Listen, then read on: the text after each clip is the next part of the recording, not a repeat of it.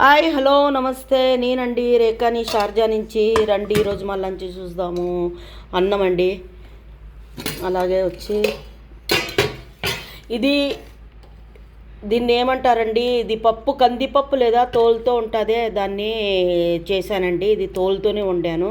ఇది కేరళ వాళ్ళకి చాలా ఇష్టం అండి, మా ఆయనకి.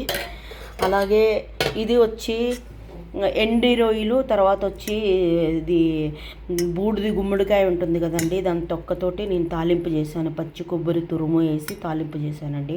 ఎండు రొయ్యలు, బూడిది గుమ్మడికాయ తొక్క అండి. దాంతో తొక్క కూడా పడేయరండి, ఎంత బాగుంటుంది టేస్ట్.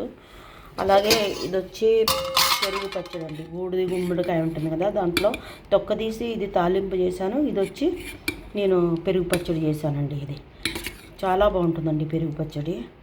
ఎవరైనా కానీ చేయకపోతే చేయండి. ఇందులో పచ్చిమిరపకాయలు, తర్వాత వచ్చి కొన్ని ఆవాలు, అలాగే కొబ్బరి వేసి రుబ్బానంటే దంచుకొని ఒక్కలొక్కలుగా పెరిగేసి తాలింపు పెట్టుకున్నానండి. చాలా టేస్ట్గా ఉంటుందండి. ఇది వచ్చి మజ్జిగ మిరపకాయలు, అలాగే మజ్జిగ కాకరకాయలు అండి, ఫ్రై చేశాను ఇది.